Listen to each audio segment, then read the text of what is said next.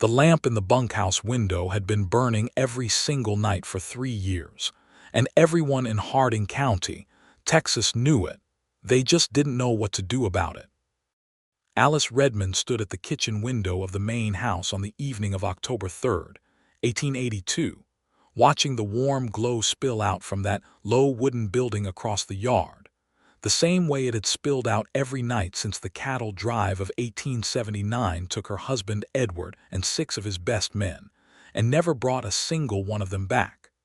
She had started the ritual the first night they were gone, before she even knew they weren't coming home. She had lit that lamp so they could find their way across the dark prairie if they rode in late. Then word came in November of that year, a flash flood on the Brazos, a stampede in the chaos of it, and 6 men swallowed by mud and water and the merciless indifference of the land, and she had not stopped lighting the lamp. She lit it because she didn't know what else to do. She lit it because stopping felt like burying them twice. The ranch had not died with them, though it had come close.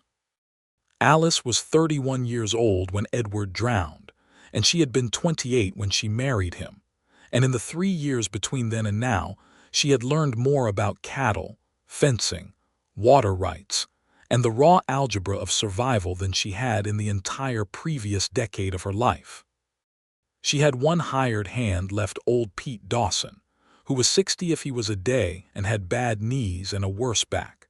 And she had 400 acres of decent grazing land, a modest herd of longhorn cattle, and a house that needed the roof patched before November brought the cold rains down from the north.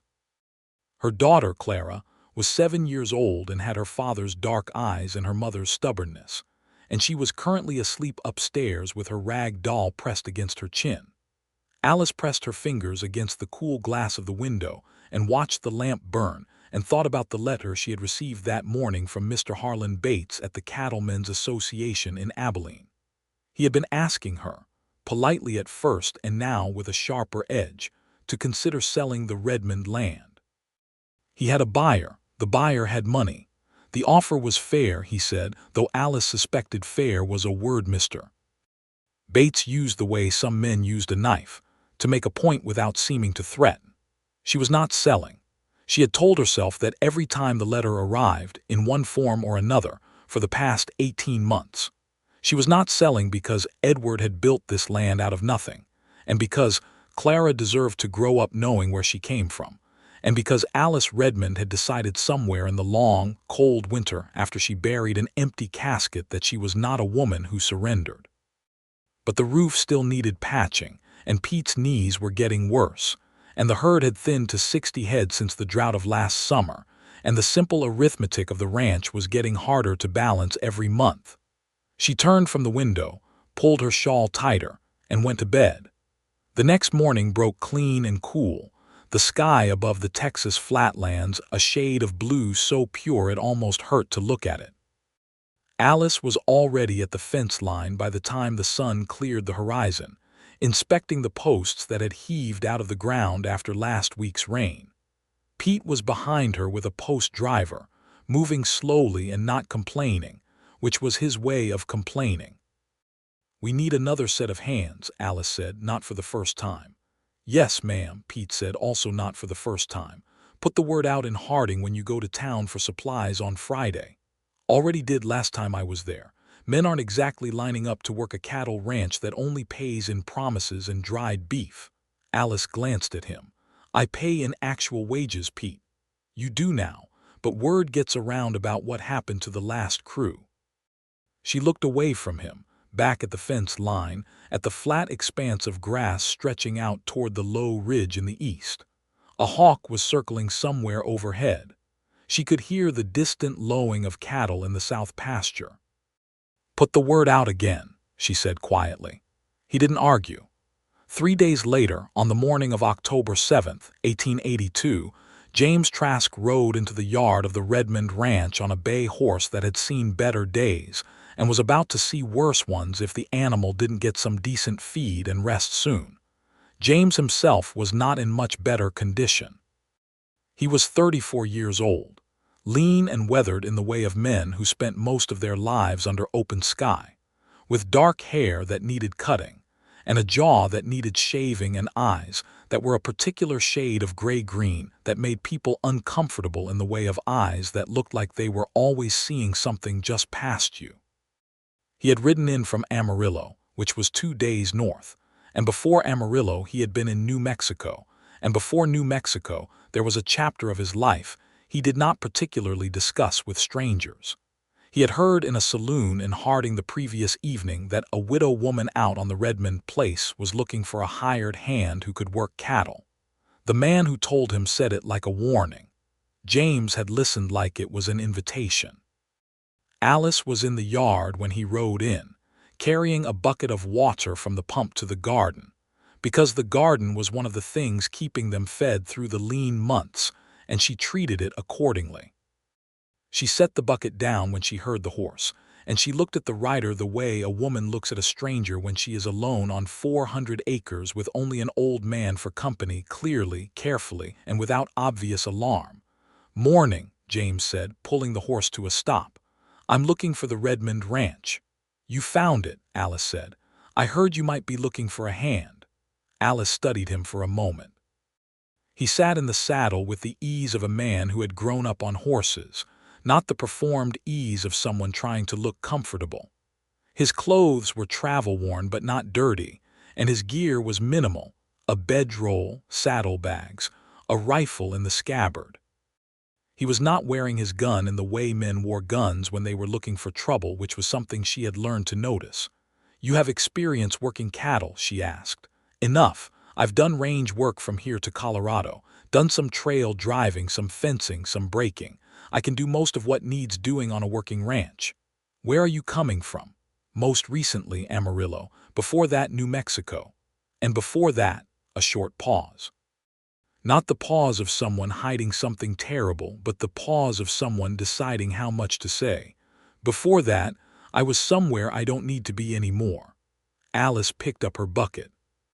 "Come down from that horse then, and I'll ask you some more questions while you water him. He looks like he needs it." "He does," James admitted, and swung down from the saddle in the easy way she had noted, and led the bay toward the trough near the barn. His name, she confirmed, was James Trask.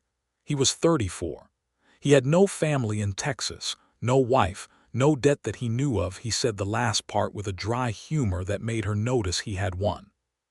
He was willing to work for standard wages, which in 1882 in that part of Texas meant roughly $25 to $30 a month plus room and board, and he said he would take the bunkhouse without complaint.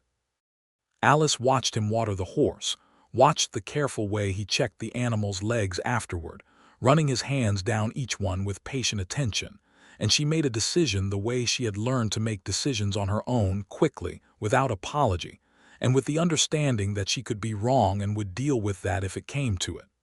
"I'll give you $30 a month in the bunkhouse," she said. "I expect work from first light to the work is done. I expect honesty. I run this place myself and I make the decisions, and I need a man who can follow that arrangement without deciding he knows better." James looked at her steadily. "That's a fair arrangement." "There's one other thing," Alice said. She did not look away from him when she said it because she had decided long ago that some things were worth saying plainly. "There's a lamp I keep burning in the bunkhouse each night. It has been burning since 1879. I will continue to light it, and I would ask that you not extinguish it." Something shifted in his expression, not pity, which she had learned to recognize and despise, but something quieter. He looked at the bunkhouse for a moment and then back at her. "I won't touch it," he said. "Good," Alice said. "Pete Dawson is my other hand. He'll show you where things are. You can start tomorrow."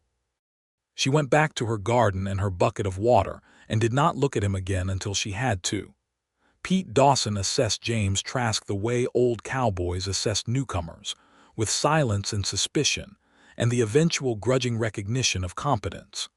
By the end of the first week, Pete had stopped watching James out of the corner of his eye every time he picked up a tool, which was about as much of an endorsement as Pete gave anyone. James worked without being told twice, which was the thing Alice valued most. He patched the roof before the October rains came down, which she had been dreading for 2 months.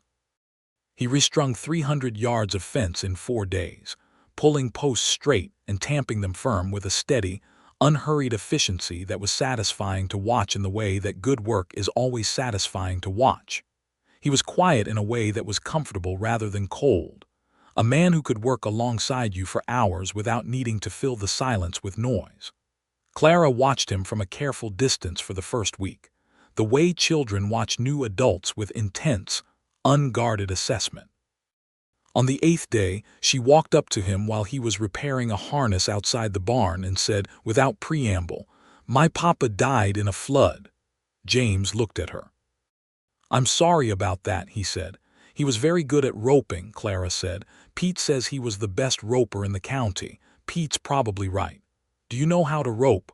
"I do." Clara considered this. "Can you show me sometime?" James glanced toward the house where Alice was visible through the kitchen window. "That be up to your mama," he said. "Mama," Clara announced loudly, turning toward the house even though Alice clearly couldn't hear her from there. "James said he'd show me roping if you say it's all right." That evening, when Alice brought the men their supper, she cooked for them 3 evenings a week as part of the arrangement which was customary. She sat down at the rough wooden table in the bunkhouse the way she never quite sat down when it had been full of men, and she said to James, "Clara tells me you offered to teach her roping." "She asked," James said. "I told her it was up to you. She's 7, old enough to learn the basics. I started younger." Alice looked at him for a moment. "Saturday morning," she said.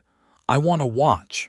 He nodded and went back to his supper, and she noticed that he did not look smug about it, which she appreciated. Men who made a point of winning over her daughter when they were really trying to win over her had never lasted long at the Redmond ranch. Not because Alice threw them out, but because the ranch had a way of revealing character and most of them hadn't had enough. Saturday morning was clear and crisp, the grass still wet with dew, and James took a short length of rope out to the yard and spent an hour showing Clara the basics of building a loop, the coils, the spoke, the release. Clara was serious about it in the way she was serious about everything, her tongue pressed to her lower lip in concentration, and by the end of the hour she had thrown a passable loop at the fence post 3 times out of 10. "That's not very good," Clara said, frowning at the fence post. "It's very good for the first time," James said. "You're trying to throw a rope, not a ball. It takes practice." "How long until I'm good?" "Months, maybe longer, depends how much you practice." Clara looked at him with her father's dark eyes. "How long until I'm good enough to rope a calf?" James smiled, and it changed his face in a way Alice noticed from where she stood leaning on the fence, not the careful, managed expression she had seen on him most of the time, but something genuine and unhurried. "Maybe by spring," he said. "Then I'll practice every day," Clara said with absolute conviction and walked back toward the house. Alice caught James's eye over the fence. He looked briefly self-conscious, which struck her as unexpectedly endearing. She looked away before he could see that she was smiling. October turned to November, and the cold rains came down from the north the way they always did, turning the yard to mud and keeping everyone inside more than they wanted. Alice spent the rain days at her desk going over accounts, writing letters to suppliers in Abilene and San Angelo, cataloging the herd, and thinking carefully about the letter from Harlan Bates that had arrived in the October post, and which she had still not answered. James spent the rain days doing the indoor work that a ranch always had waiting, mending tack, repairing tools, cleaning the barn, working through the list of small tasks that good weather kept moving to the back of the queue. One rain afternoon, Alice came out to the barn to retrieve a ledger she had left there, and found James sitting on an upturned crate reading a book, which surprised her. Not many cowboys she had known made a habit of reading. "What is that?" she asked, more from genuine curiosity than manners. He held it up so she could see the spine. It was a copy of Charles Darwin's work, worn and marked with what looked like years of use. "You're reading Darwin," Alice said. "I've been reading it for a while," James said, not defensively but with the slight wariness of a man who had learned that not everyone found this unremarkable. "I picked it up in Santa Fe a few years back." "It takes time." "Edward had a copy of that," Alice said. She said it before she thought about it, and then the words sat there in the barn between them with the rain drumming on the roof. He never finished it either. James looked at her carefully. He sounds like he was a reader. He was. Alice stopped. She did not often talk about Edward. Not because the wound was still raw, it had changed in 3 years from raw to something more permanent, more structural, like a healed break that changed the way you walked. She didn't talk about him because most people became uncomfortable when she did, or because they offered the wrong kind of sympathy, the kind that was really about making themselves feel better. He was a good man, she said finally. He built this place from 160 acres and a borrowed wagon. That's a real thing, James said quietly. Building something like that. Yes, Alice agreed. It is. She found her ledger and went back to the house, and she thought about that conversation for the rest of the afternoon in a way she hadn't thought about a conversation with a man in quite some time. James, in the barn, sat with his book open in his lap and listened to the rain and thought about the way Alice Redmond stood in the world straight and without performance, like a fence post that had been set properly and wasn't going anywhere. He had worked for a lot of people in his wandering years, and he had learned to read employers the way he read land, for what was solid and what was soft, for where the water ran and where it dried up. Alice Redmond was solid all the way through, and there was something about that quality in a person that James found unexpectedly, like coming in from a long ride to find a fire already burning. He was careful about it. He was always careful about things he wanted. It had not always served him, but he had decided it was still the right way to be. In November, Pete Dawson's knees finally gave him a serious enough difficulty that Alice sent him to stay with his daughter in town for a few weeks to rest them properly, which left James as the sole hand on the ranch, and which meant an adjustment to how the days ran. There was simply more to do and too fewer hands to do it with, and Alice shifted from her desk work to physical work on the ranch the way she always did when necessity required it, without complaint and without drawing attention to the shift. This meant that James and Alice worked alongside each other for most of the day, every day, which was a different thing from working near each other and occasionally talking. It meant they developed the language of shared physical work, the shorthand of who handles which end of a fence post, who drives and who guides, the rhythm of two people who have learned each other's pace and can move together without collision. It was on a cold morning in the second week of November that they were driving the herd to the south pasture together, working the flanks on opposite sides, and Alice's horse stumbled on a rock hidden in the frost-stiff grass and came down hard on his front knees. Alice managed the fall well enough. She had been riding since she was 4 years old, but the horse was lame, and she slid down from the saddle and knelt in the cold grass checking his leg with the same careful attention she had watched James give his own horse that first morning. James was off his horse and beside her in a moment. "How bad?" he asked. "He'll be all right," Alice said, her voice steady. "It's not broken. He's bruised. He needs a few days." She sat back on her heels and pressed her hands against her thighs and let out a long breath that was half frustration, half relief. "That's 3 days of cattle work on foot," she said, "or on your horse." "He can carry double if we need him to," James said. She looked at him. "I know how to walk, James." He almost smiled. "I don't doubt it. I was thinking about the time it takes, not the distance." A pause. Then Alice said, "I know, I was being sharp for no reason. I'm sorry." "You don't have to apologize." "I do when I'm wrong," she said simply. They got the herd to the pasture and walked back side by side with James leading his horse and Alice leading her lame one, and the cold prairie spread around them in every direction, the sky enormous and pale, and Alice said, "Tell me something about yourself, where you come from, not just where you've been." He was quiet for a moment, and she thought he might deflect the way he had that first morning. But then he said, "I grew up in Kansas, Wichita. My father was a cattle broker, which is a kind of man who makes money from other men's work without doing much of it himself. We did not see eye to eye on that eventually." "How eventually?" "When I was 19, James said. "I took a job on a trail drive going south and I didn't go back." "Did you ever reconcile with him?" He died in 1876. I heard about it from a letter that caught up with me in Colorado. We hadn't spoken in 4 years, a pause. I don't know if that counts as reconciling. Did you make peace with it yourself? Alice asked. He considered that seriously, the way she was coming to understand he considered everything without rushing. Mostly, he said. I think I am more like him than I wanted to be in some ways, less like him in the ways that mattered to me. What ways mattered? He looked at her sideways. I try not to make my living from other people's work without contributing my own. Alice looked at the flat ground ahead of them, the winter-pale grass, the faint smoke rising from the ranch house chimney in the distance. That's a good principle, she said. Your turn, James said. She raised her eyebrows. You asked me a personal question, seems fair. She thought about it for a moment. I grew up in Georgia, she said. My father was a minister, which sounds more dignified than it was. We were very poor.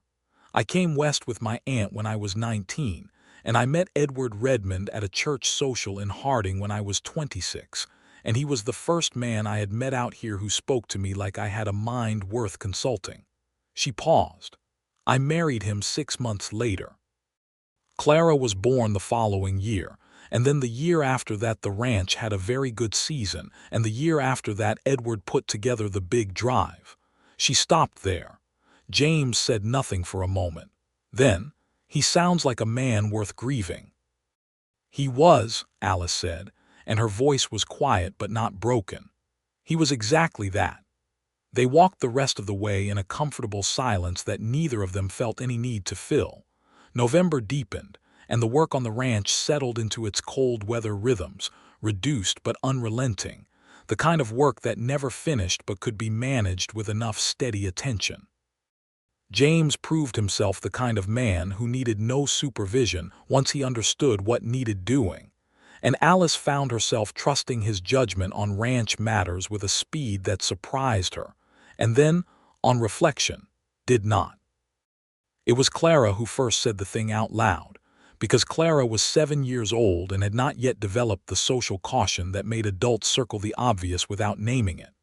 They were at supper one evening in early December. Alice had invited James and Pete, who had returned from his daughter's house with improved knees and a sour opinion of town food, and Clara put down her fork and said to James, "Do you think you'll stay here?" "Clara," Alice said. "I'm asking because I want to know," Clara said reasonably. James looked at the child with his usual careful attention. "I don't have plans to go anywhere else," he said. "But do you want to stay?" Clara pressed. "Clara." "It's all right," James said to Alice, and then to Clara. "Right now this is the best place I've been in a long time, so yes, I want to stay." Clara nodded as if this settled something. "Good," she said, and picked up her fork. "Because you're the best at roping and the roof doesn't leak anymore." Pete made a sound that might have been a laugh, which for Pete was practically a standing ovation. Alice did not look at James directly, but she was aware of him across the table the way you are aware of a lamp in a dark room, not staring at it, but knowing exactly where it is. December brought a harder cold than usual for that part of Texas, and with it came the first serious test of the winter, a blue norther that swept down from the panhandle on the 12th of the month, dropping the temperature 40 degrees in a matter of hours, and sending a driven, horizontal sleet across the flatlands that found every gap in every structure, and reminded everyone on the Redmond ranch that the prairie did not especially care whether they survived. They worked through it. James and Alice both, alongside Pete, who insisted despite his knees and was useful despite them, getting the cattle into the lower paddock, checking water troughs, banking fires in the outbuildings, battening everything that could be battened. By the time the worst of it passed on the second day, they were all exhausted and cold through to a degree that made warmth feel like something you had to relearn. Alice had Clara safely installed in the house with a good fire and plenty of wood, and when the storm finally broke on the morning of the 13th, she came out to find James and Pete already up and checking the herd for casualties. She walked the line of cattle with them in the still, bitter cold. The sky cleared to ferocious blue, The ground glazed with ice that cracked under her boots, and when they had counted and confirmed that they had lost only 2 head, 2 out of 60, in a norther that had taken 20% of many neighbors' herds, she stood in the frozen pasture and felt a relief so physical it was almost dizzying. That was good work, she said to both of them, to the cold air, to no one in particular. Good planning before the storm hit, James said. He was looking at the herd, not at her. That was your idea, banking the fires in the outbuildings. I wouldn't have thought of that. I've seen what those northers do, he said. Been through a few of them, Pete said. I'm going inside before my knees turned to blocks of ice, and walked away without ceremony, which was also Pete's way of giving people a moment alone, and Alice had noticed him doing it before and had not commented on it. She and James stood in the frozen pasture for a moment. The cattle steamed in the cold. The sky was the particular vivid blue of winter mornings after storms. James, Alice said. He looked at her. Thank you, she said. Not just for the storm, for all of it, since you came here. I want you to know that this place is in better shape because of you, and I see that and I appreciate it. James Trask was not a man who accepted gratitude easily, she had come to understand. There was something in the set of his jaw when she said it, a brief tightness, like a man who was not used to being thanked for good work and was learning how to let it land without deflecting it. I'm glad to be here, he said, and left it at that.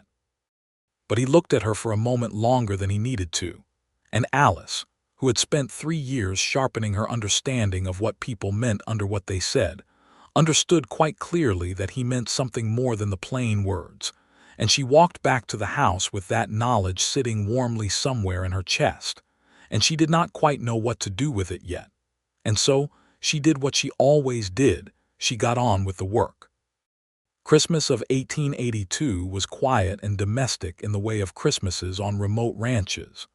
No church service close enough to reach easily, no large family gathering, but Clara hung paper chains she had made from the scraps of a flour sack, and Alice cooked a proper Christmas dinner, and she invited James and Pete to eat it at the house, which was the first time she had made that particular invitation. After supper, when Pete had gone back to the bunkhouse for his pipe, and Clara was asleep on the parlor settle with her head on a folded blanket, Alice and James sat in the kitchen with cups of coffee that had gone mostly cold, and the house was warm with the remnants of the cooking and the fire, and they talked for 2 hours about things that didn't need to be talked about, and were therefore the most comfortable kind of conversation books. And the particular personality of the Redmond land in different seasons, and whether Clara's roping was actually improving or if they were both just being generous about it. And once, briefly, about what they each wanted from the years ahead. I'd like to rebuild the herd, Alice said. Get back to 150 head in the next 2 years. That's sustainable with this land if the water holds. It can be done, James said. I want to hire another hand by spring, someone young enough to carry some of the weight Pete can't anymore. I can help you find someone. I know you can, she looked at her cold coffee. What about you? What do you want from the years ahead? He thought about it in the unhurried way that was entirely characteristic of him. Somewhere that's mine, he said. Not something I borrowed for a season, a place that's real. Alice looked at him. You don't have your own land. Never stayed in one place long enough to acquire it, or had reason enough to. The sentence ended with a particular quality of silence that was not accidental, and Alice Redmond, who had learned to read silences as carefully as she read balance sheets, understood what he had not said. She also understood that she was not ready to speak to it yet, that there was something between acknowledgement and action that she needed time in, because she had been a widow for 3 years and the last 3 years had required her to become very self-sufficient in every possible sense, and the idea of letting someone into that hard-won self-sufficiency was a thing she needed to approach the way you approached a river crossing carefully, knowing the depth before you committed. You have reason to stay, she said. I hope you know that. I do, James said. That matters to me. They sat in the warm kitchen a little longer, and then he said good night and went back to the bunkhouse, and Alice went to the parlor window out of habit and watched the light go on in the low building across the yard. The lamp she lit every night. Tonight lit earlier than usual because she had brought it in for Christmas dinner and set it on the parlor table. She went and picked it up and carried it back across the yard herself in the cold and set it in the bunkhouse window while James was washing his cup at the basin inside, and he looked at her with a kind of quiet surprise. "I thought you lit it from the main house," he said. "I do, usually," Alice said. "Tonight it seemed right to carry it over myself." She went back to the main house in the cold and dark, and James Trask stood in the bunkhouse and looked at the lamp in the window and felt something settle in him that had been unsettled for a very long time. January was hard, as January always was in that part of Texas, but it was survivable, and in the surviving of it, Alice and James fell into a partnership that was by February entirely natural and unforced. She made decisions about the ranch and consulted him genuinely, not as a formality, and he offered his opinion clearly and accepted hers when she overruled him, and there was a reciprocity to it that felt, to Alice, like something she had not had since Edward, the particular relief of being taken seriously by someone whose opinion you took seriously in return. The day she finally answered Harlan Bates's letter was the 14th of January, 1883. She wrote it at her desk in the afternoon light, and the answer was no, clear and without elaboration. "This land is not for sale and will not be, and I would ask that you not continue to press the matter." She sealed it and handed it to James to take to town with the other post. "Bates again?" James asked, looking at the address on the envelope. "Final answer," Alice said. He looked at her for a moment. "You're sure?" "I have been sure for 18 months. I'm just finally done being polite about it." Something that was not quite a smile moved across his face. "Good," he said. He rode to town and back in one day, which was a long day's riding, and when he returned in the early dark he brought the mail and the supplies from Pete's regular list, and he also brought a small paper-wrapped parcel that he left on the kitchen steps without comment. Alice found it when she went to bring in more wood for the stove. She unwrapped it and found inside a book, a collection of Elizabeth Barrett Browning's poetry, a good edition, the cover worn but the pages clean. There was no note. She stood on the kitchen steps with the book in her hands and the cold night around her, and the lamp burning in the bunkhouse window, and she felt something she had carefully not allowed herself to feel for quite a long time, the specific warmth of being seen by someone who paid attention. She brought the book inside and read 3 poems before bed, and the next morning at breakfast, when she thanked him for it, James looked at his coffee and said, "I saw it in the bookseller's window and thought you'd like it." "I do like it," Alice said. "Very much." He nodded as if this settled it, and the warmth in the kitchen was not entirely from the stove. It was in February, a cold Sunday afternoon when the work was light, and Clara was napping, and Pete was in the bunkhouse with his pipe, that things shifted from something unspoken to something that needed to be spoken. Alice was on the porch wrapping a letter when James came out of the barn and crossed the yard to the porch steps, and he stopped there and looked at her with the expression of a man who had been deciding something for a while and had finally decided it. "Alice," he said. She put the letter down. "James, I want to say something to you," he said. "And I want to say it straight because I've learned that saying things sideways tends to make them worse." "Go on," she said. He took a breath. "I know what this place is. I know what you've built here and what you've carried since your husband died. And I am not trying to complicate any of that or step over anything that matters to you. But I would be dishonest if I didn't tell you that somewhere in the last 4 months I've come to care about you in a way that is more than an employer and more than a neighbor." He paused. "I'm not saying that to pressure you toward anything. I'm saying it because you deserve honesty, and I owe you at least that." Alice was quiet for a moment that was long enough to make his jaw tighten slightly, and then she said, "How long have you been working on saying that?" 3 weeks, he said, and something in his voice was almost rueful. Alice set the letter on the porch railing and stood up and looked at him with the directness that was entirely characteristic of her. "I have known for some time that you felt that way," she said. "I've been trying to figure out what I felt in return because I'm a widow and I have a child in this ranch, and I don't have room in my life for something I'm not sure of." "I know that," James said. "Let me finish," Alice said gently. "I've been trying to figure out what I felt in return, and what I've come to understand is that I care for you very much, more than I expected to and more than I was entirely ready for. But I'm ready for it now." She looked at him steadily. "I am not rushing into anything, and I don't think you would ask me to." "I would never ask you to rush into anything," he said. "Good," she said. "Then let's be honest with each other and take this as slowly as it needs to go and see where it goes." He looked at her in a way that was, for a man who kept a great deal of himself quiet, remarkably unguarded. "That's more than I hoped for," he said. "Don't undersell yourself," Alice said, and the edge of humor in her voice made him smile, that real smile that changed his face, that she had noticed since the first time she saw it. What followed was a courtship that was quiet and practical, and, in its own way, beautiful. Two people who had both been alone for long enough to know the value of what they were choosing. James began taking Sunday afternoon rides with Alice when the weather allowed, the two of them on horseback across the flat country of the Redmond range, talking about the land and the sky and everything else. And Clara, who was observant beyond her years, went from asking Alice pointed questions about James to simply accepting his presence with the equanimity of a child who had decided the evidence was satisfactory.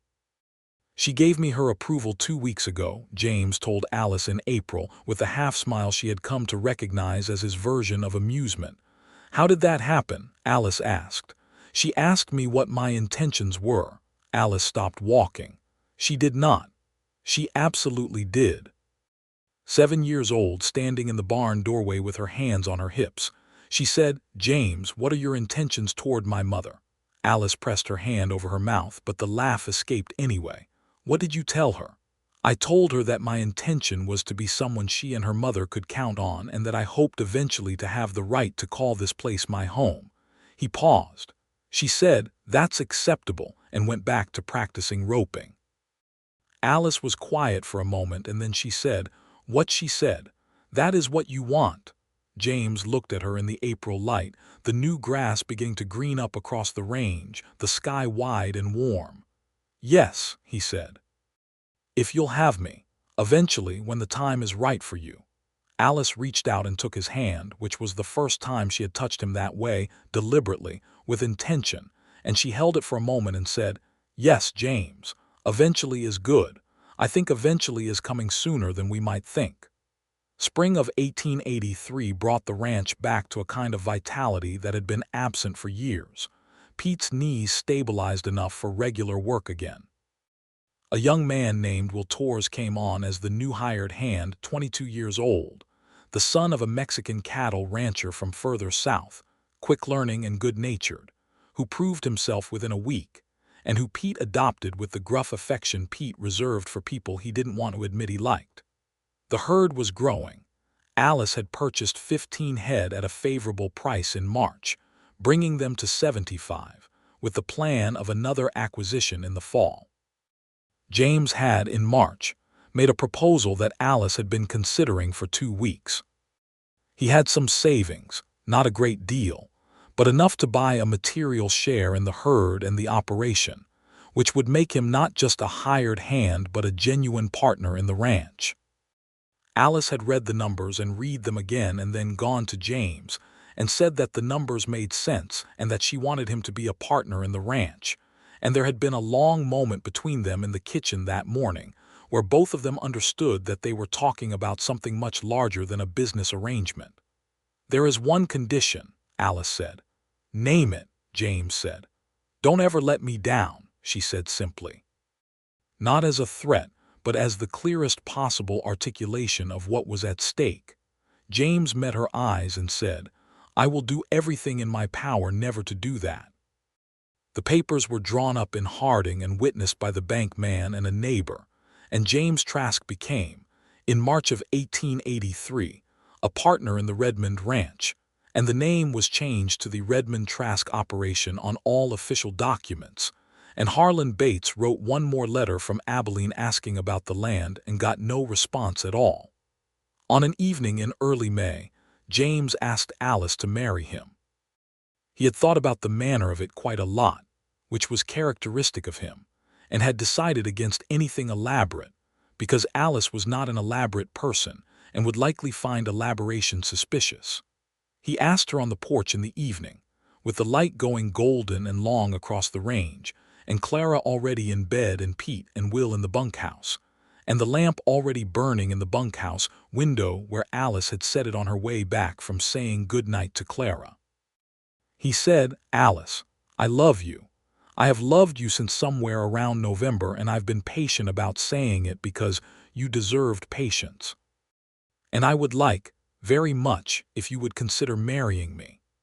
Alice was sitting in the porch chair, and she looked at him for a long moment in the May evening, and she thought about Edward, as she always did when a moment was large enough to require it, thought about him with love and with gratitude, and with the clear-eyed honesty of a woman who knew that grief was not a competition, and that love was not a betrayal of love. And then she thought about James, about the roof that didn't leak, and the fence that held, and the book of poetry on the kitchen steps, and the way he had listened on that cold walk home with the lame horse, and the way he looked at her daughter like she was a person worth taking seriously, and the way he looked at the lamp in the bunkhouse window with an understanding that required no explanation. "Yes," she said, "I will marry you." He crossed the porch to her and took her hands, and she stood up, and he kissed her in the May evening with the lamp burning across the yard, and it was the kind of moment that does not need describing in detail because it is complete in itself. They were married in June of 1883 at the small Methodist church in Harding, in a ceremony attended by Pete Dawson and Will Torres and a handful of neighbors and Clara, who served as the flower girl with a seriousness that made the minister smile.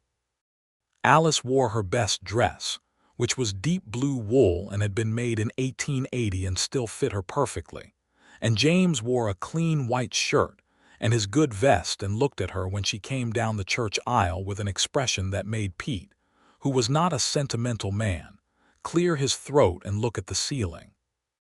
The minister asked the vows in the old form, and when he reached James's turn and James said, "I do," his voice was steady and clear and without hesitation, and when he reached Alice's turn she said, "I do," in the same voice she used to tell Harlan Bates the land was not for sale, certain and final, and entirely her own. After the ceremony there was a modest gathering at the church hall with food brought by neighbors, and Clara ate 2 pieces of cake and fell asleep on Pete's shoulder, and Will Torres danced badly with the minister's daughter and looked very pleased with himself about it, and Alice and James sat side by side and talked with their neighbors and were, in the way of people who have each been alone for a long time, simply and profoundly happy. The summer of 1883 was good. The rains came in the right months and not the wrong ones, and the grass was full and the cattle put on weight, and Alice and James worked alongside each other with the easy fluency of people who had been learning each other's rhythms since October and had by now perfected them. James moved into the main house, which required some reorganization and some quiet acknowledgement of Edward's continued presence in the photographs on the mantel and the books on the shelf, and James handled this with a grace that Alice had not entirely expected and was enormously grateful for. He never moved or removed a single photograph. He asked her once quietly which of Edward's books he might borrow to read, and she said any of them, and he chose the Darwin, which was already half read, and finished it on the porch in August with the last of the summer warmth. The lamp in the bunkhouse window continued to burn every night. Alice still lit it. James had not asked her to stop and would not have, and Will Torres had learned about it in his first week and simply accepted it the way you accepted the weather on a working ranch, as a fact of the landscape.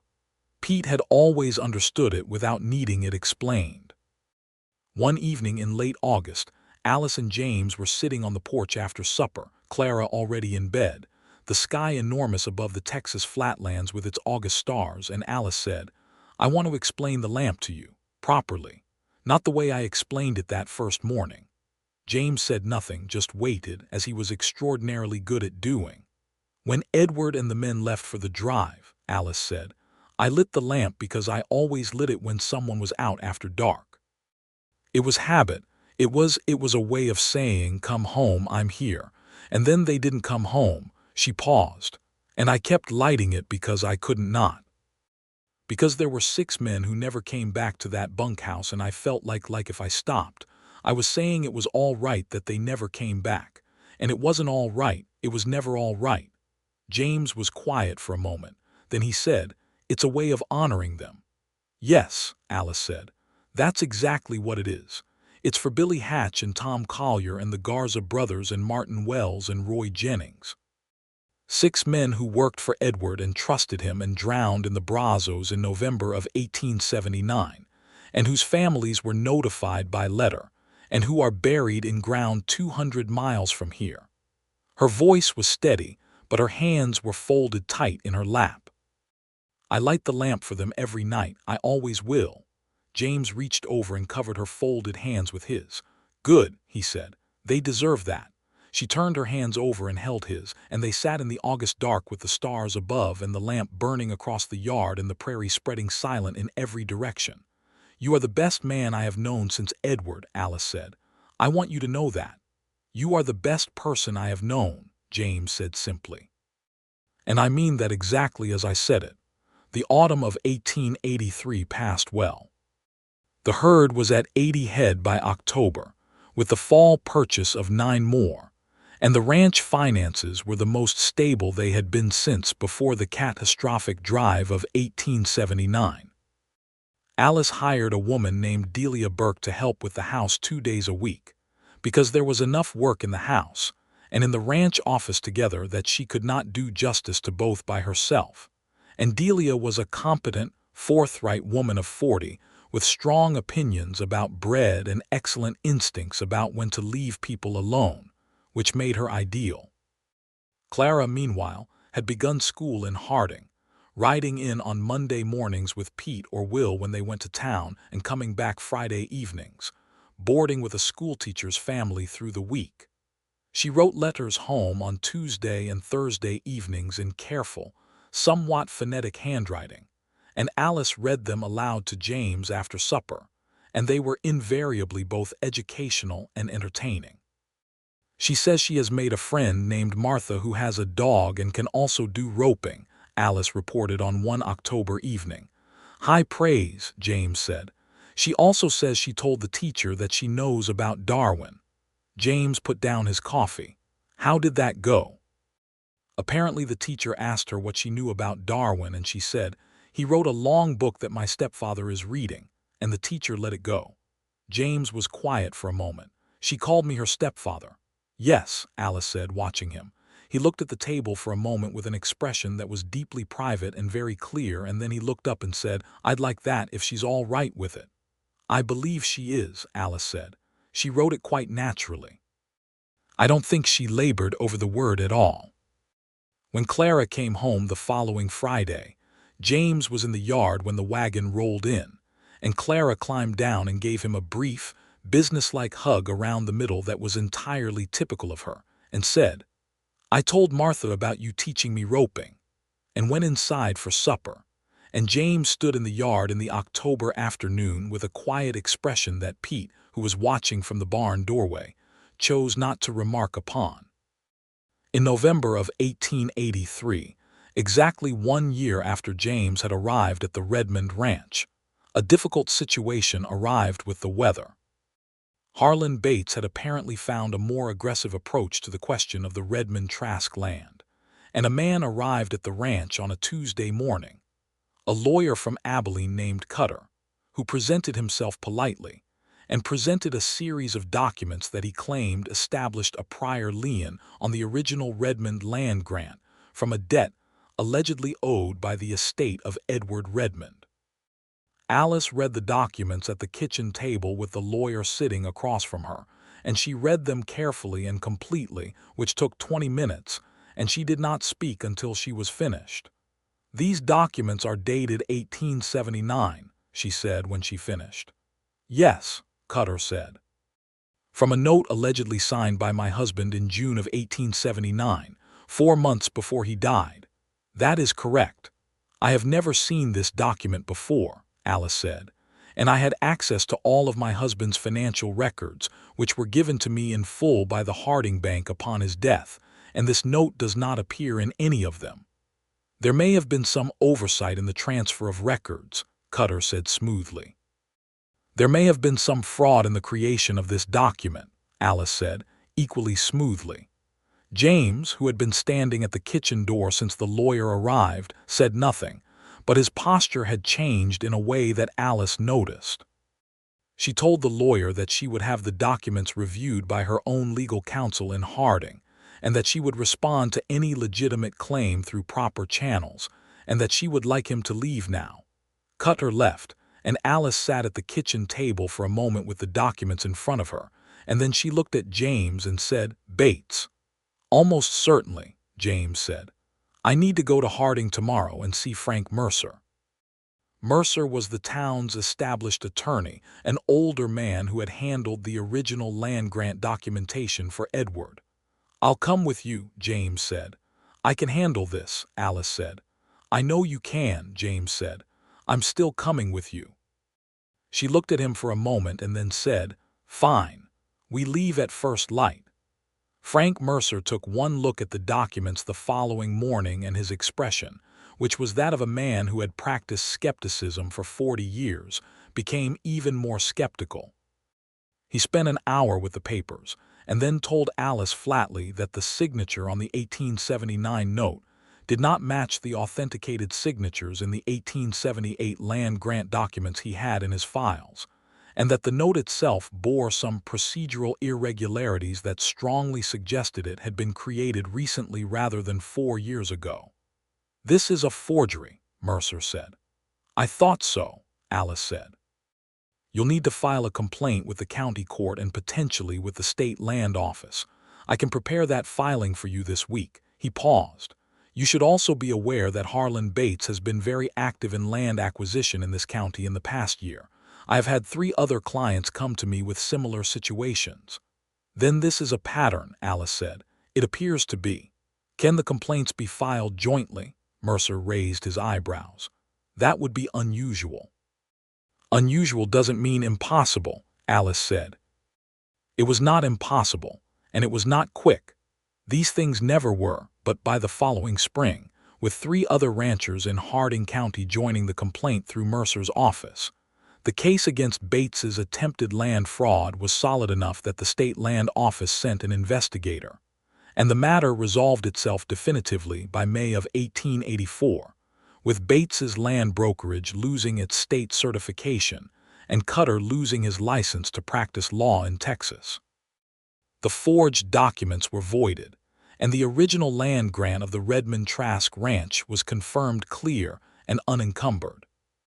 Alice received the final confirmation letter on a warm May morning, sitting at her desk, and she read it twice and then went outside and found James in the north pasture checking a water trough, and she walked out to him through the new spring grass and handed him the letter without speaking. He read it. He looked at her. And then he did something that surprised her. He pulled her close and held her, right there in the middle of the north pasture in the broad daylight, and she let herself be held, which was something she had taken a long time to learn how to do. "It's over," he said against her hair. "It's over," she agreed. "This land is ours." She felt him take a breath, long and slow, and she understood that those 3 words, "this land is ours," meant something particular to a man who had spent most of his adult life without a place to call his own. She pulled back enough to look at him. "It really is yours," she said. "I want you to know that I mean that, not just legally." "I know," James said. "I know that." He kissed her in the north pasture with the spring grass around them and the cattle watching with bovine indifference, and Alice laughed against his mouth at the cattle watching, and he laughed too, and it was exactly the right way for that particular moment to end. The summer of 1884 was the best the Redmond Trask Ranch had seen since before the drive of 1879. The herd was at 120 head, following a good spring purchase and a winter of good feeding. Will Torres had proved himself so capable that James had given him a foreman's responsibilities without the formal title, and Alice was negotiating with him about the formal title and the appropriate salary adjustment, which Will received with a combination of gratitude and the instinctive suspicion of a young man who had learned that good things often had catches. There were no catches. Alice Redmond Trask was not that kind of employer.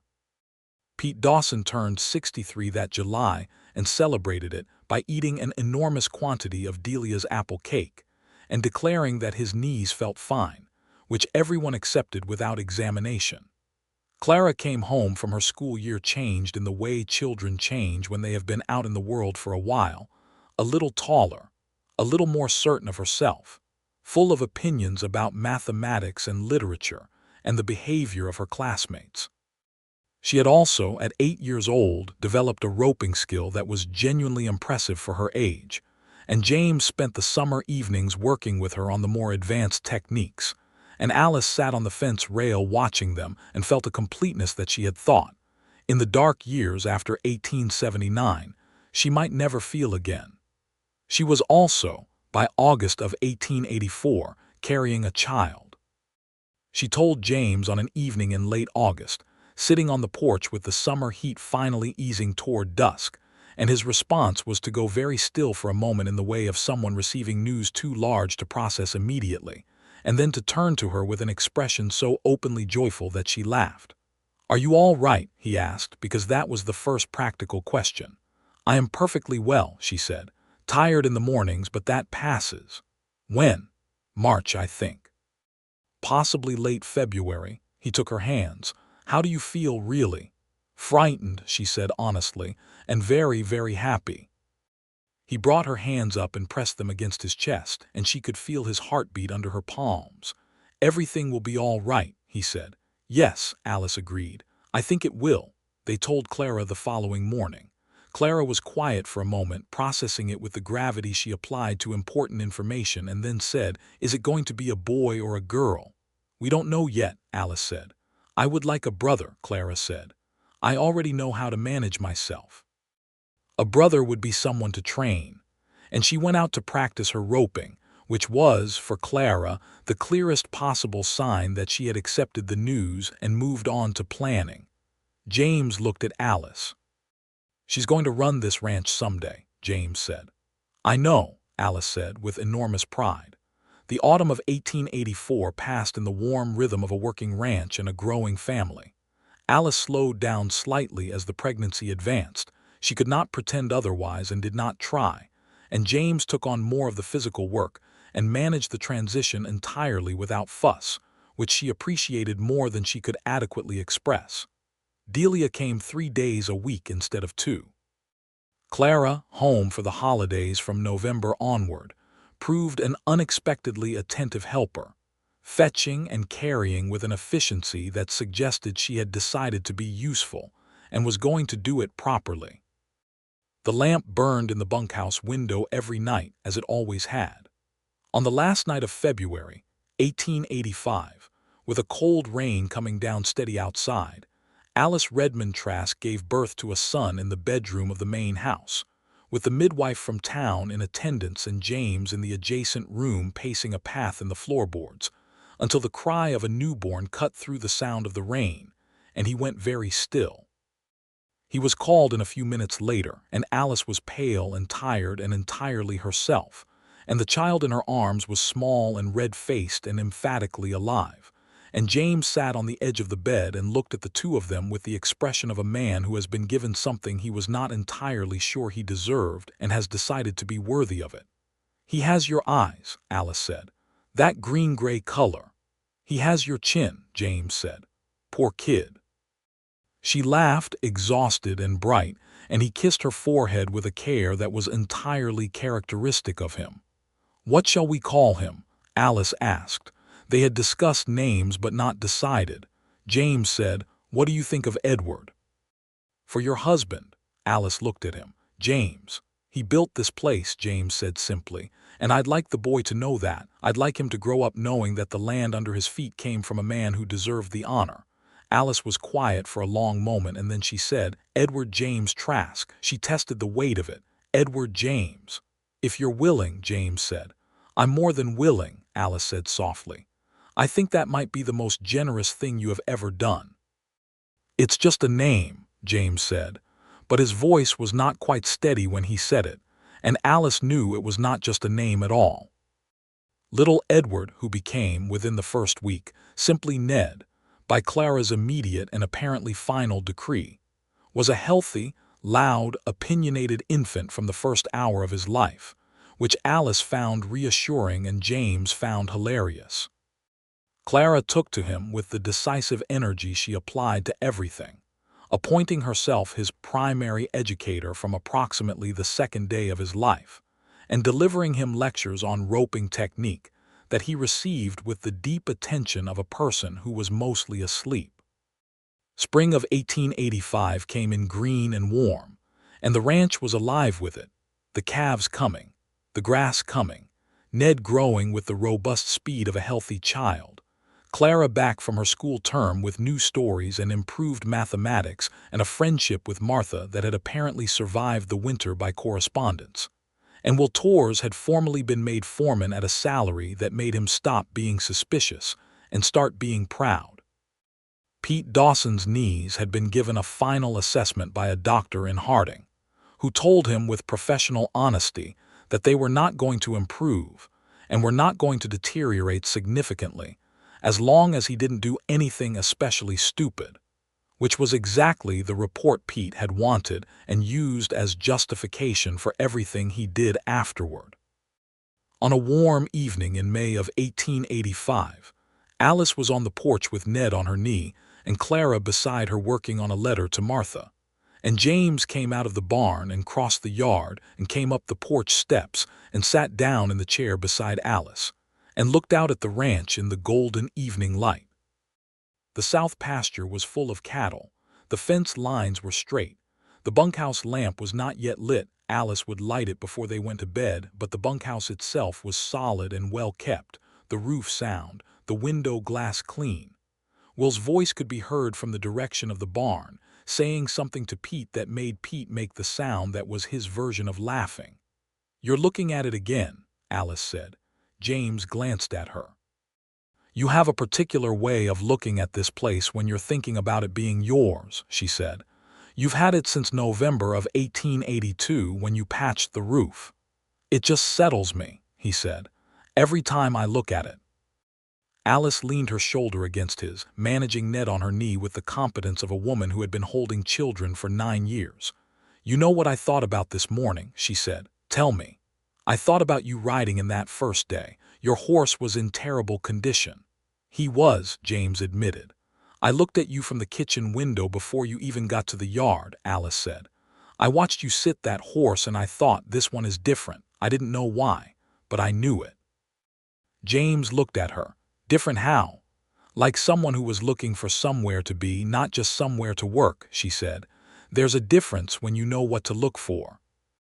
He reached over and laid his hand on her arm, and Ned, who had opinions about things that impeded his view, pushed at James's hand with one small fist, and James caught the small fist in his fingers and looked down at his son with the expression that was still sometimes too large to look at directly, a fullness in his face that he had no practiced way of managing because he had not needed to before. "Alice," he said. "Yes," she said, already knowing. "I love this life," he said. "I want you to know that I know how lucky I am." "We both are," she said. Clara looked up from her letter. "I am also lucky," she said, with the tone of someone correcting an incomplete statement. "You are very much included," James said. "Good," Clara said and returned to her letter. Alice laughed and James laughed, and Ned made the particular sound he made when people were being loud around him, which was somewhere between offense and interest. and the evening stretched warm and golden around the ranch that had been built by Edward Redmond and nearly lost in the years after him, and saved, inch by inch, fence post by fence post, lamplit night by lamplit night, by the woman who refused to surrender it. The lamp in the bunkhouse burned that night, as it always did, set in the window by Alice's own hand before she went to bed. James stood in the doorway of the main house watching her cross the yard with it, the small flame steady inside the glass, and he thought about what she had told him on that August evening a year and a half ago, about Billy Hatch and Tom Collier and the Garza brothers and Martin Wells and Roy Jennings, 6 men who had gone out on a drive and come back only as names in letters and empty space in a bunkhouse, and about a woman who lit a light for them every night, because some things deserve to be honored even when it cost you something to do it. He thought that there was a particular kind of courage in that, in the keeping of a light burning for people who were never going to come home, not denial, not breakdown, but clear-eyed, faithful remembrance. And he thought that he had spent a long time in his wandering years looking for someone with that quality, without knowing that was what he was looking for. Alice came back from the bunkhouse and crossed the yard and came up the steps to where he was standing, and she saw his expression and said, "What?" "Nothing," he said, "just watching." She stepped past him into the warmth of the house. "Come inside. Ned will want feeding in another hour and I intend to sleep before that." He followed her inside and pulled the door closed, and the lamp burned on across the yard in the bunkhouse window, steady and faithful in the Texas dark, for the 6 men who were never coming home, and for the woman who had carried that faithfulness through 3 years of loneliness and hard work and survival, and for the man who had come in from the wandering end of his life to that lamp's light and found, in the finding of it, the only place he had ever truly wanted to be. The years that followed the spring of 1885 were not without difficulty, because no years on a working ranch in the Texas flatlands of the 1880s were ever without difficulty, and Alice and James had both lived long enough to know that peace was not the absence of problems, but the presence of enough solid ground to stand on when they arrived. There were dry years and wet years, a fever that swept through the herd in the fall of 1886 and took 11 head before Will Torres and James identified the problem and quarantined it, and the painful business of Pete Dawson's final retirement in 1887, when his knees announced with absolute authority that they had done enough, and the decision had to be honored. They saw Pete off with a proper party and an arrangement that gave him a small income from the ranch's proceeds for the rest of his life, which he accepted with deep gruffness, and went to live with his daughter in Harding, from which location he sent extremely opinionated letters about cattle prices and the weather approximately twice a month for the next decade. Clara Redmond was 12 years old in 1887 and was, by then, a fully functional ranch hand who could also parse Latin and had very firm views about women's suffrage, which had become a topic of real political discussion in the Western Territories since Wyoming had granted women the vote in 1869. Alice encouraged these views and James listened to them with genuine respect, and Clara, who was perceptive enough to notice genuine respect as distinct from performed patience, was grateful for it. Ned Trask walked at 10 months and talked at 14, and by the age of 2 had been on horseback enough times with his father to begin forming opinions about it, which were mixed. He was a sociable, cheerful child, markedly different in temperament from his serious older sister, and the combination of their personalities produced a sibling dynamic that was genuinely entertaining to live with and occasionally exhausting. In 1888, Alice and James sat down and looked at the ranch's accounts together, as they did every quarter, a ritual they had established in the first year of their marriage, and the numbers said something they had been building toward for 5 years. The Redmond Trask Ranch was not just solvent, it was genuinely prosperous, by the standards of cattle ranching in 1880s Texas. The herd was at 180 head. Will Torres' foreman's salary had been increased twice. They had hired 2 additional hands. The land was clear and the mortgage was paid. "We did it," Alice said, looking at the numbers. "You did it first," James said. "I just helped finish it." "That is an absurd division of credit," Alice said. "You kept this land for 3 years on your own," James said. "That is not a small thing, that is almost everything." Alice was quiet for a moment, looking at the accounts. Then she said, "I want to do something with the land, not just run cattle. Clara has been talking about horses breaking and training. She has real skill. I want to build that into the operation." James looked at her. "You want to start a horse operation alongside the cattle? Clara is 15. In 3 years she could run it." "She absolutely could," James said, without a moment's hesitation. They told Clara the following evening at supper, and Clara's response was to go completely still for a moment, in the way she went still when something was exactly what she wanted and she was processing the reality of it. And then she said, "I'll need 2 good mares to start with, and at least 1 stallion of quality, and I want to select them myself." "Agreed," Alice said. "And I'll need James to teach me the breaking techniques I don't know yet." "Also agreed," James said. Clara looked at them both with the direct, measuring look that was so exactly her mother's it was almost startling. "All right," she said. "Thank you." And she went back to her supper with the air of someone who had just been given a serious responsibility and was already mentally cataloging what needed to be done about it. James caught Alice's eye across the table, and she was smiling in the way she smiled when Clara did something that was entirely and characteristically Clara. And he thought, as he thought often, and with no diminishment from repetition, that he was the luckiest man in Harding County. Ned, who was 3 years old and had been paying careful attention to the conversation, said, "Can I have a horse too?" "When you can reach the stirrups," James told him. Ned looked at his legs. "I'll grow," he said, with complete confidence. "Yes, you will," Alice agreed. The horse operation began in the spring of 1889, when Clara was 16, because she had identified, selected, and negotiated the purchase of 2 exceptional quarter-horse mares at a sale in San Angelo, with a precision and business acumen that made the seller look at her with the slightly dazed expression of a man who had not expected to be outmaneuvered by a teenager. James came along for the purchase, ostensibly as the authorizing adult, and spent most of the negotiation watching Clara with quiet, undisguised pride. The stallion she selected 3 months later was a blood bay with perfect conformation and a temperament that needed management, but responded beautifully to patient, skilled handling, which Clara had in abundance. She named him Archer, and she broke him herself over the course of a summer, and by the end of it she could ride him bareback at a flat run across the south pasture in the early mornings, which Alice watched from the kitchen window with her heart in her mouth and a helpless, admiring smile on her face. In October of 1889, a letter arrived from Clara's friend Martha, who had moved with her family to the New Mexico territory the previous year. Martha's letter contained a passage that Clara read aloud to the family at supper with studied nonchalance. Martha's cousin had apparently visited and spoken highly of the Redmond Trask horse operation and wondered if they sold trained horses as well as cattle. "Do we?" Clara asked, also with studied nonchalance. Alice looked at James. James looked at Alice.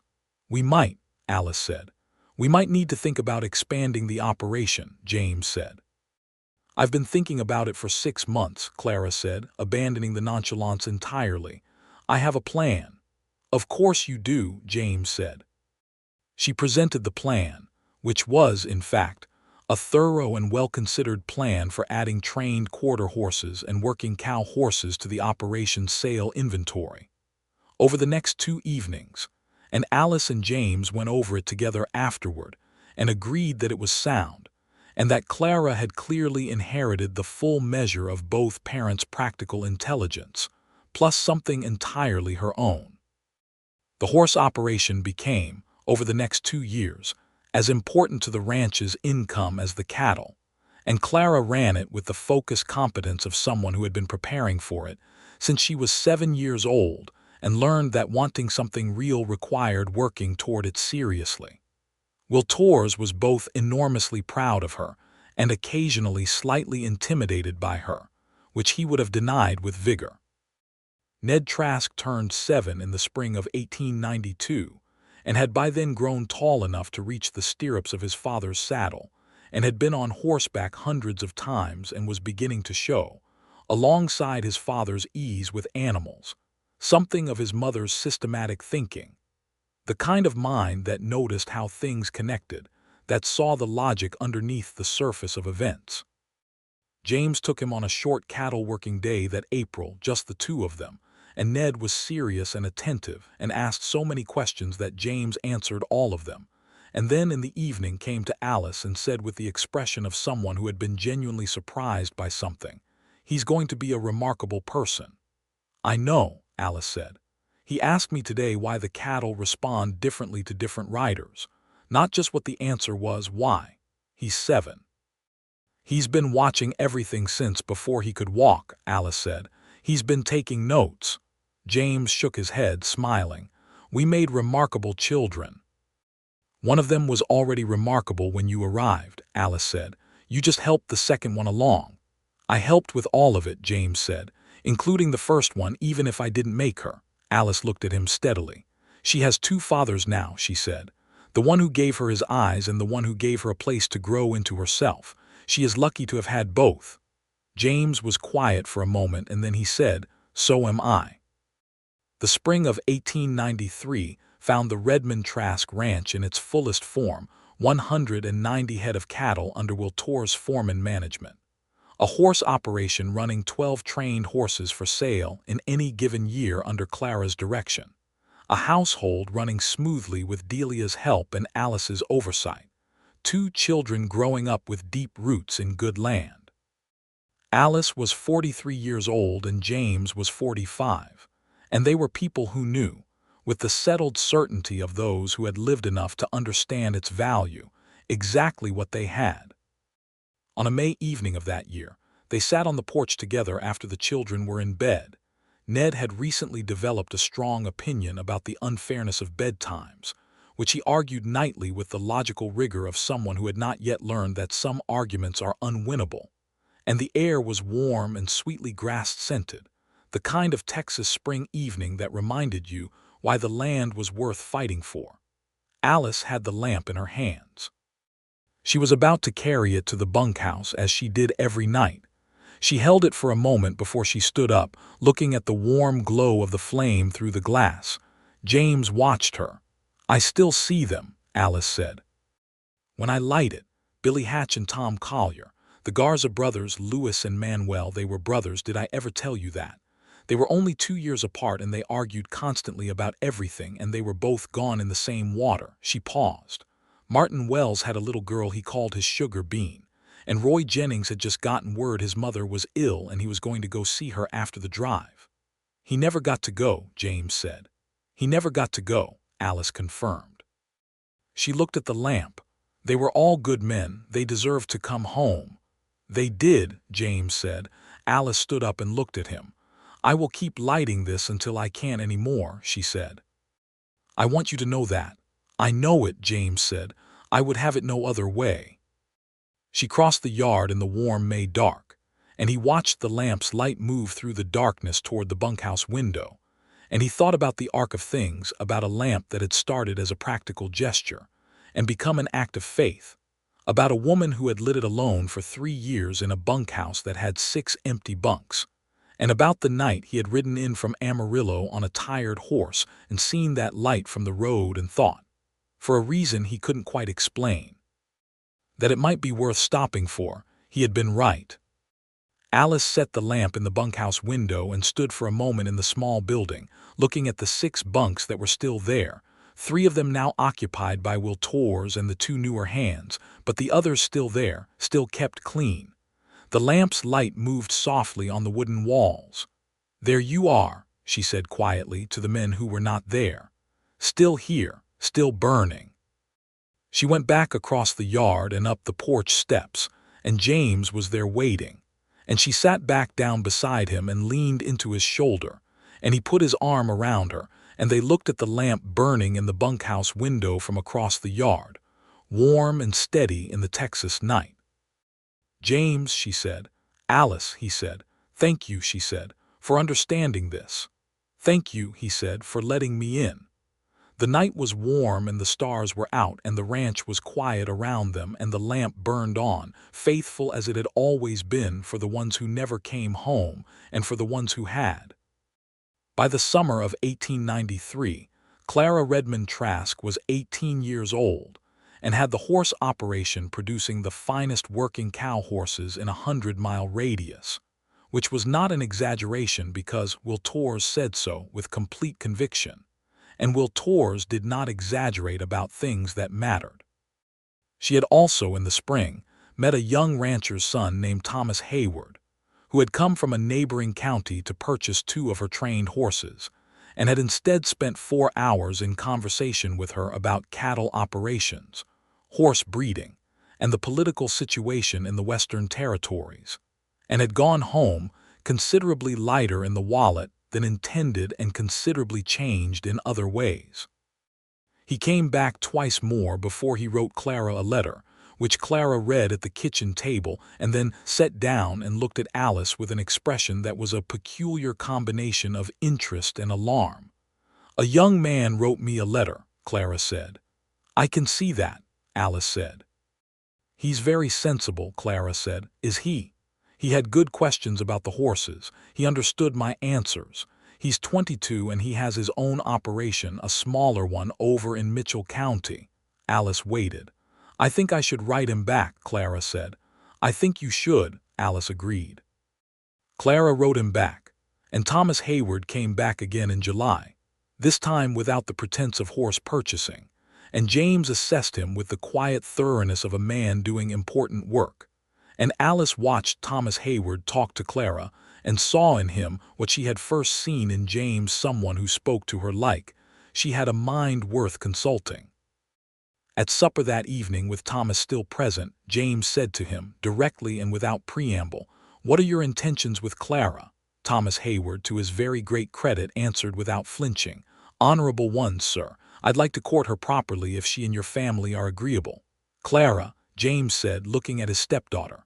"I'm agreeable," Clara said, "as long as we're clear that I run the horse operation and will continue to do so." Thomas looked at her. "I would never suggest otherwise." "Good," Clara said. "Pass the bread, please." Ned, who was 8 years old and had been following this exchange with intense interest, said, "Is Thomas going to be my brother-in-law someday?" "Ned," Alice said. "I'm just asking," Ned said, with his father's uncanny way of asking things that were unanswerable without being actually unreasonable. James looked at Alice. Alice covered her mouth with her hand. Thomas Hayward, to his further credit, said to Ned, "I hope so, eventually," and Ned nodded with satisfaction and went back to his supper. Clara and Thomas were married in the spring of 1895, in Harding, in the same Methodist church where Alice and James had married 12 years before, and it was a considerably larger affair because Clara had a great many acquaintances from her years of schooling and horsework, and was also, by then, something of a known figure in the county cattle and horse community. Alice stood in the church and watched her daughter walk down the aisle with James at her side. He had asked if he might do that quietly on the morning of the wedding, and Clara had said, "That was always going to be you," with a matter-of-factness that had nearly undone him, and thought about a 7-year-old with a rag doll pressed against her chin, sleeping upstairs while her mother stood at a window watching a lamp burn for men who never came home. The lamp still burned. It always would. It burned that night, and the night after, and through all the seasons that followed, through Ned Trask growing into a tall, thoughtful young man who studied the land with his mother's systematic mind and his father's physical ease, and who, at 16, could work the cattle and argue the ranch accounts and recite Darwin from memory, to Pete Dawson's great posthumous satisfaction. It burned through the wet summer of 1897 and the dry winter of 1898, and through Clara and Thomas Hayward's first child born in 1896, a daughter, Mary, who had Clara's dark eyes, and their second, a son named Edward in 1898, born a month after Alice Redmond Trask told James, with the calm certainty of a woman who had been through this before, that they were expecting their second child. Their second child, born in the autumn of 1899 at the very end of a century, was a girl small and determined from the first moment, with her mother's coloring and her father's particular quality of watchfulness. And they named her Ruth, after no one in particular and perhaps everyone. And James held her in the lamplight of the bedroom on the evening of her birth, and felt the circle of the thing, this child in arms, this house around them, this land outside. The lamp burning across the yard in the bunkhouse, window for the men who never came home, and the woman who had lit it for them and who had gone on, steadily and without surrender, to build everything that surrounded them now. Alice looked at him from the bed, tired and luminous, and said, "She looks like you." "She looks like herself," James said. "Already," Alice laughed softly. "Yes, she does." He looked across at his wife, at the woman who had been standing at the window watching a lamp burn when he rode into her yard on a tired horse 17 years ago, and who had looked at him with clear eyes and offered him work, and then eventually, carefully, everything else. And he thought that he had not known, when he stopped at that ranch in October of 1882, that he was stopping forever. He had not known, riding in from Amarillo on a horse that needed rest, that the light he had seen from the road was not just a lamp in a bunkhouse window, but the beginning of the rest of his life. But it had been, and it was. The lamp burned on. In the spring of 1900, the first year of a new century, the Redmond Trask Ranch stood as solid and sure as the land it was built on. James was 52 years old and Alice was 49, and they were people of the kind of health that comes from decades of genuine physical work, weathered and strong, with the ease of long partnership in every movement between them. Ned was 15 and had already decided he wanted to study land management formally when he was old enough, a plan his parents supported with complete enthusiasm. Clara and Thomas were established on their own adjacent spread, close enough to ride to in 20 minutes, far enough to be their own family, and their children came to the main house on Sundays with the comfortable regularity of people who knew they were always welcome. Ruth Trask was 6 months old in the spring of 1900 and was already demonstrating the stubborn, bright-eyed character that had apparently decided to skip no generation in the Redmond line. On a May morning of that year, a morning of clean blue sky and new grass and the cattle spread across the south pasture in the way that always looked, to Alice, like exactly the right number of cattle in exactly the right place. She walked across the yard to the bunkhouse to do what she had been doing every morning for 21 years. Trim the wick of the lamp that burned each night for the 6 men who had gone out on a cattle drive in 1879 and never come home. James was in the barn when she came back. He heard her footsteps on the gravel and looked up from the harness he was mending. She stopped in the barn doorway with the morning light behind her, the lamp in her hands not lit now because it was daytime but carefully attended to, ready for the evening, and she looked at him with the steady, clear-eyed look that had not changed since the morning he first rode into her yard. "Good morning," he said. "Good morning," she said. "How are they?" he asked. He always asked. "At rest," she said. "Billy and Tom and Louis and Manuel and Martin and Roy." She paused. "I think they're at rest now." "Do you think they know you've been lighting it all this time?" James asked.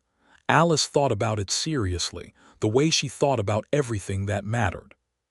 "I don't know what they know," she said, "but I know that I've done it, and I know why I did it, and I think that counts for something even if they don't know." "It counts for a great deal," James said. She crossed the barn and came to where he was working and set the lamp down on the workbench beside him and leaned against the bench beside it, and they stood together in the morning light coming through the barn door, and outside the cattle moved slowly across the good grass and the sky was enormous and clear and the century was new. "James," Alice said. "Yes. Are you happy?" He looked at her for a long moment, with the gray-green eyes that had been looking at her with that particular, unguarded quality for almost 2 decades now, and he said, I am the happiest I have ever been, every single day." "Good," Alice said. She picked up the lamp. "So am I." She carried it back to the house, and he watched her go. And the morning opened wide and golden around the ranch that was theirs, built first by a man of courage and care, kept through darkness by a woman of extraordinary will, and made whole again by the quiet accumulation of love and work and faithfulness over years. The lamp would burn again that evening, as it always did, as it always would. For the ones who were gone, for the ones who remained, for everything that endured.